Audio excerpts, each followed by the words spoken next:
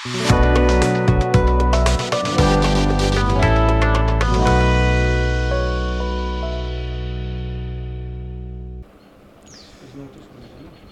Vindhya times में आपका स्वागत है।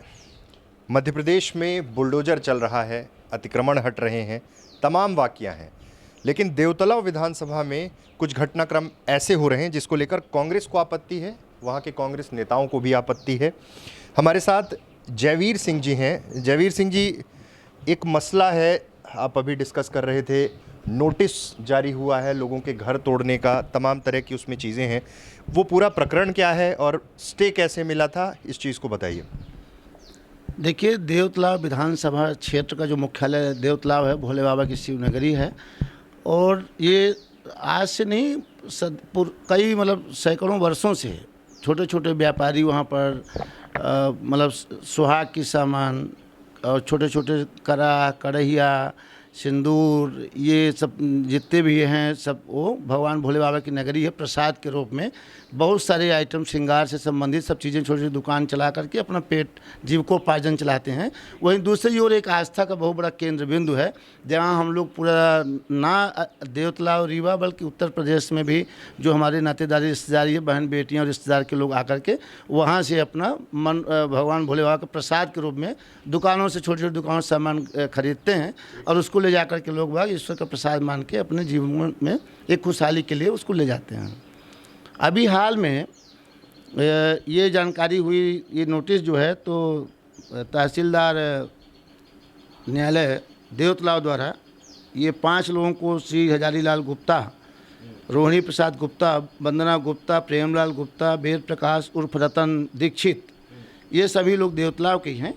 इन लोगों को नोटिस जारी किया तहसीलदार साहब ने कि आपको बेदखली कर दी जाएगी, आपने अतिक्रमण करके रखा है और यहाँ पर जो कॉलेज बिल्डिंग है देवतलाव की, उसके लिए प्रस्तावित रोड का निर्माण किया जाना है, जिसके लिए इन दुकानों को और मकान को आपके गिरा करके यहाँ से प्रस्तावित रोड बनाई जाएगी।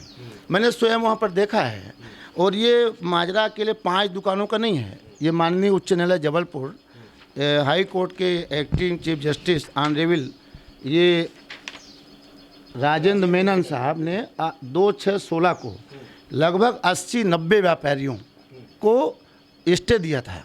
व्यापारियों, लेकिन ये अतिक्रमण सरकारी है क्या? क्योंकि तहसीलदार का आदेश तो ये कह रहा है ना कि अतिक्रमण है, उसको हटा के रोड के लिए निकालना है। नहीं, नो डाउट, ये कोई पट्टे की ज़मीन नहीं है, ज़मीन शासकीय है, लेकिन ये 50-50, 60-60, 70 साल से लोग बाग वहाँ पर रह रहे हैं। और ये माननीय उच्च, सबसे बड़ी बात क्या है कि कॉलेज के लिए जो सड़क है वो तो ज़रूरी है, बच्चों को पढ़ना लिखना है, जाना है, उसके लिए 25 फीट रोड अभी भी वर्तमान में है। यदि इन व्यापारियों के घर को, दुकान को न गिराया जाए, इनको तब भी 25 फीट चौड़ी रोड बहुत होती है। तो कितनी चौड़ी रोड का मसला है कि 25 तो है, आप बता रहे हैं। फीट के अलावा 65 फीट उन्होंने और चिन्हांकित करा दिया। माननीय विधानसभा अध्यक्ष महोदय भी देवतला दौरे पे गए थे और महायज्ञ की तैयारी करने के पूर्व में जो उन्होंने यज्ञ के लिए वहाँ पर अनुष्ठान मतलब शुरुआत की, भूमि पूजन किया, उसी दिन उनकी तैयारी बैठक में तय हो गया कि इसको आप लोग हटा लीजिए। तो 65 फीट अतिरिक्त 25 फीट के अलावा मतलब 90 फीट चौड़ा रास्ता ले जाना चाहते हैं। 1 करोड़ रुपए 200 मीटर रोड में खर्च कर रही सरकार, जबकि 25 फीट रोड पर्याप्त है। और डिग्री कॉलेज देवतलाव जो बना हुआ है उसके लिए 2 अन्य रास्ते जो हैं, पताई विशेषर को दशरथ को जो रोड जा रही है मुख्य मार्ग, उसी मार्ग में कॉलेज आता है।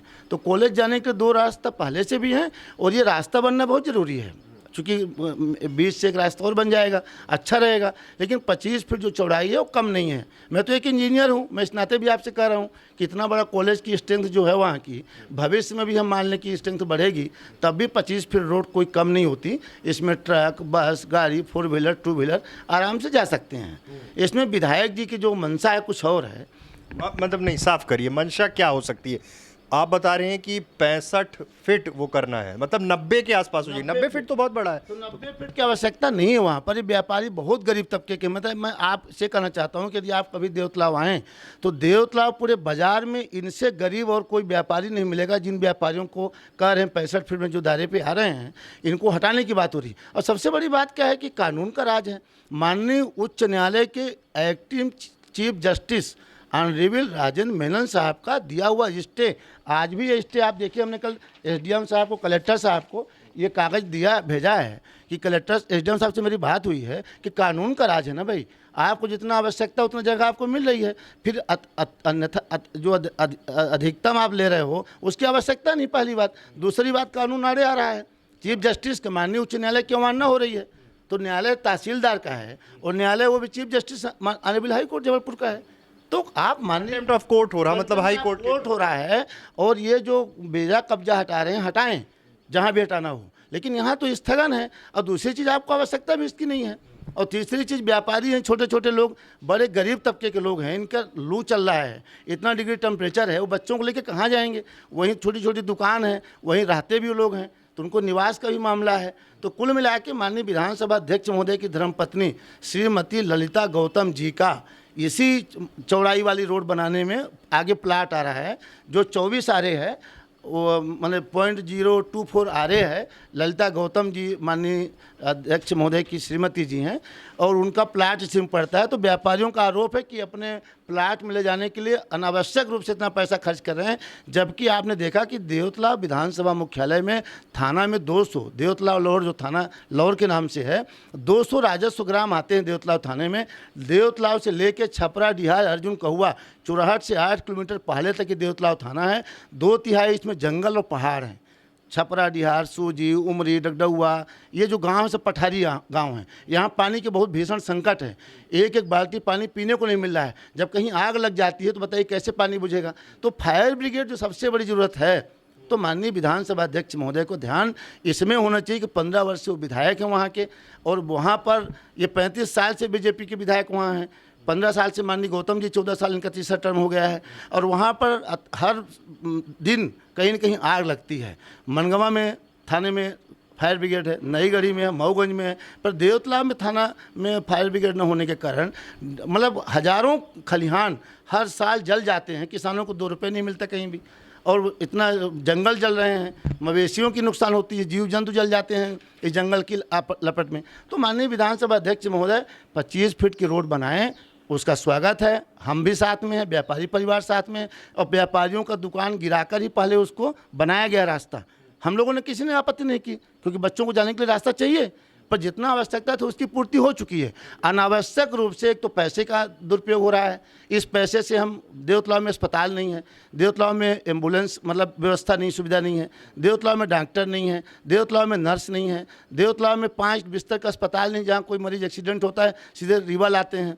तो ये बहुत सारी स्वास्थ्य में, दिघवार में, देवतलाव में, मलईगमा, ये आपका ढेरा, ये बहुत जगह, मनकवा, रघुरायगढ़, कितना काम करने को बाकी है।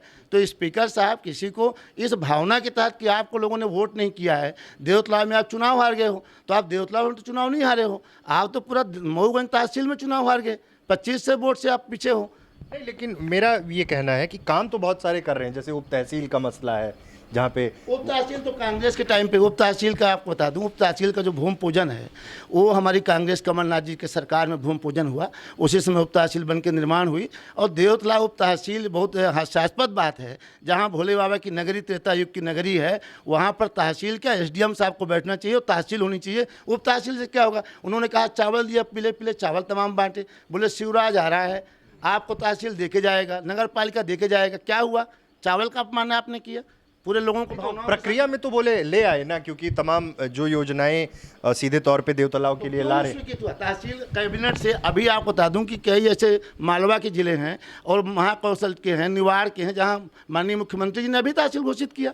देवतलाव को तहसील घोषित कर देते, नोटिफिकेशन हो जाता, तहसील बनती रहती। तो कहाँ उन्होंने नगर पालिका, कई सारी नगर पंचायत, नगर पालिका बनाए हैं। देवतलाव के साथ में जनता के साथ छलावा हुआ, करोड़ों रुपए खर्च हुआ। हेलीकॉप्टर से आए, माननीय बीडी शर्मा साहब आए, सीएम साहब हेलीकॉप्टर से, जहाज से आए, पहले प्लेन से आए रीवा, फिर हेलीकॉप्टर से देवतलाव आए।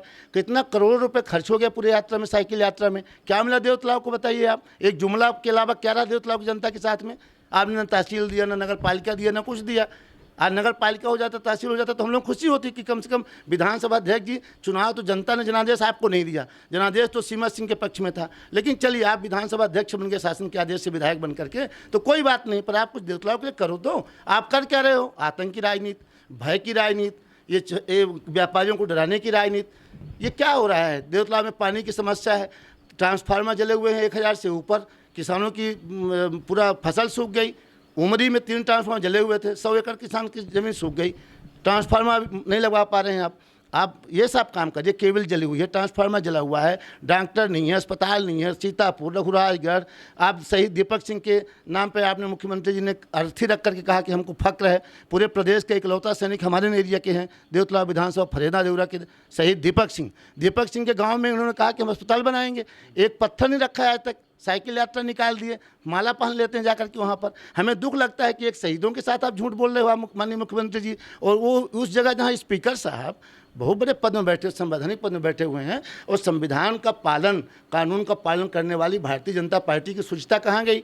माननीय मोदी जी कहते हैं हम कानून का पालन करते हैं, शिवराज सिंह कहते हैं हम भांजियों के मामा हैं, तो इसमें कितनी भांजी इसमें होंगे गुप्ता परिवार में? ये 85-90 हैं, और अभी तो ये लड़ाई है, आगे और लड़ाई है। अभी तो 5 लोगों को नोटिस आपको दिख रही है। ये एक प्रयोग है कि 5 व्यापारियों को, 5 लोगों को, इसमें एक ब्राह्मण परिवार भी दीक्षित परिवार है और 4 गुप्ता परिवार हैं, आप इनको दमन कर दीजिए, नेस्तनाबूद कर दीजिए इनको डंडा दिखाकर पुलिस का। और जब ये गिर जाएगा तो फिर बाकी जो 85 लोग बचेंगे उनको भी गिरा देंगे आप। ये प्रयोग इनका है और ये प्रयोग सफल नहीं होने देंगे।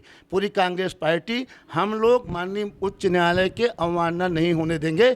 आज मैं देवतला फिर जा रहा हूँ, बहन बेटियाँ 4 दिन से खाना नहीं खा रही हैं, पूरा परिवार में 5 तारीख को नोटिस देके 5 को आप हटा लीजिए, 5 के पहले तो उनके यहाँ भोजन नहीं बन पा रहा है, भूख से लोग आए। तो हम आज देवतलाव जा रहे हैं, उनको हम आश्वासन देंगे कि हमने मीडिया के माध्यम से इस बात को ऊपर किया, और मैं कल कलेक्टर साहब को अपने नंबर से व्हाट्सएप किया हूँ, एसडीएम साहब से बात की, मऊगंज एसडीएम द्विवेदी जी से, कि सर ऐसा मत होने दीजिए, आवश्यकता जितना आपको है उतना 25 फीट ज़मीन ले लीजिए, कोई दिक्कत नहीं, रोड बनाना चाहिए आपको, और परेशान मत करिए लोगों को।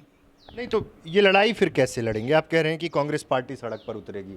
हालत देखिए, पार्टी की हालत तो इस तरह नहीं लगी। आप व्यक्तिगत नहीं, आप व्यक्तिगत, मैं देवतला विधानसभा की बात आपसे कह रहा हूँ, जहाँ का मसला ये है, वहाँ देवतला विधानसभा की जो जननायिका हैं सीमा जयवीर सिंह हैं, मैं जिला पंचायत के उस वार्ड का सदस्य रह चुका हूँ, तो हम लोग तो लड़ेंगे, कोर्ट का सहारा हमारे पास है, कानून है, माननीय उच्च न्यायालय के स्टे हैं, और आवश्यकता भी आपको नहीं है, तो आप दमन करके किसी को तो नहीं उठा सकते। हम विपक्ष है ना, हम देवतलाव की बात करेंगे आपसे। देवतलाव में पूरी कांग्रेस पार्टी और कांग्रेस जन, आम जन सब माननीय उच्च न्यायालय के आदेश का अक्षर से पालन करा के व्यापारी भाई बहनों की अस्मिता का, उनके रोजगार का, उनके रहने का हम व्यवस्था करने में पूरा साथ उनके रहेंगे।